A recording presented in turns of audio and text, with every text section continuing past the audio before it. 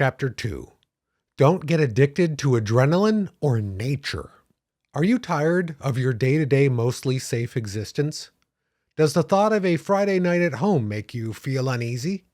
Do you only find joy in near-death experiences disguised as harmless recreational activities? If so, you're likely a thrill seeker, and it's time we address a few types of sucking related to your high-octane outlook. Though you're being healthy and active like our ancestors, you're just as much of a drug addict as folks feasting on ice cream cake for breakfast. Let me back up for a second, and preferably not off of a cliff that you made me scale for a so-called fun Sunday jaunt, because I need to unleash some extreme content. For starters, I don't mind people enjoying different interests than me at all. If you can only get your rocks off by increasingly lethal events, I'm not going to stop you from juggling black mambas. Though please, all you adrenaline junkies and nature pushers out there, keep your preachiness to your statistically short-lived communities. Your insistence must be stopped just as quickly as your hearts probably will from all those super fatal hobbies. There are enough dead people on Mount Everest who needed a fix that their corpses serve as landmarks for other stupid explorers. Yes, the deceased are now part of helpful directions up there. Just head past the yellow-coated Yugoslavian with a bad case of freezer burn, take a right at the bloated billionaire twin Popsicle Brothers, and then climb over the naked dude who lost his mind from low oxygen levels and tried to make a snow angel. So many humans have died at sea that more crabs have eaten us than we've eaten them. And there's not a ravine on the planet that someone hasn't slipped into and wished they were a bit lamer that day either. So stop being so judgmental of folks who wisely stay inside and play board games instead of parachuting into moose territory during mating season.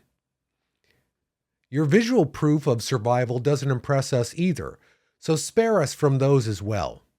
To suck less, stop posting excessive pics of you running with bulls, slaloming with possums, and jamming your heads into lions' mouths as part of some interspecies trust-building exercise. Instead of tempting death, start appreciating more benign pastimes to stay alive that won't get you decapitated. Take joy in knitting a sweater that nobody would ever wear in public. Find solace while staycationing in a blanket fort instead of jungles where botflies lay larvae in your groin. And sleep better knowing your solid walls stand far greater odds at blocking serial killers' chainsaws than a paper-thin tent. Yes, home is where the heart is, and not just for parasitic heartworms, but it's also where your heart is likely to keep beating. For example, I spent a good chunk of my life on dating sites with potential partners seeking adventurous men with pics to prove it. And I always clicked away from those profiles just as quickly as they signed up for parkouring through forest fires. I'd like to live past retirement age, Missy, and swimming with a bunch of horny sharks ain't gonna get me there. Sorry, I meant hungry sharks, but I suppose horny ones could do some real damage too. Oh, and before I'm done advocating for all things low-key, don't push nature on everyone either. Sure, nature's a great place to unwind and relax after a long day of doing whatever you hate for wages, but nature's also where most of that deadly stuff in the last section happens. The sun literally cooks us like vertical and breathing bacon. Trees release pollen that chokes us like inhaled popcorn. And venturing to places without phone service is practically securing your spot in the murdered by a Yeti Hall of Fame. There's a reason why you don't see too many octogenarian motorcyclists. There's a reason why spelunking isn't an event at most old folks' homes either. If you want to proselytize hobbies likely to annoy your life insurance company, then write your own damn book. But stop insisting that introverts are boring and need to live a little when we'll likely live a hell of a lot longer than you. I'll end with one personal anecdote in hopes of helping the homebodies who keep hearing that you should go outside more.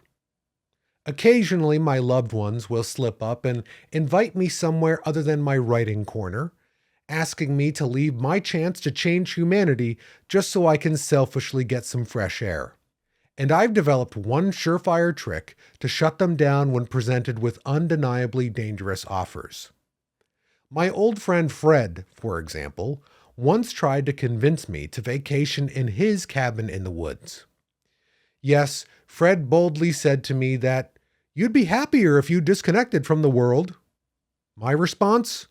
I got that pretty well covered without the cabin, Fred. But if that retort doesn't work when you try it, push back a bit more like this. Oh, and Fred?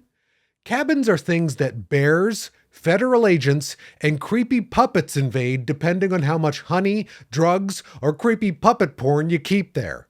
And I have a lot of all three of those things. Wanna see 'em?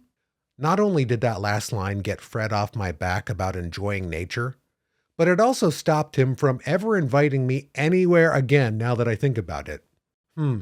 He blocked my number and profile from every online platform too. Oh well, what a strange guy Fred was.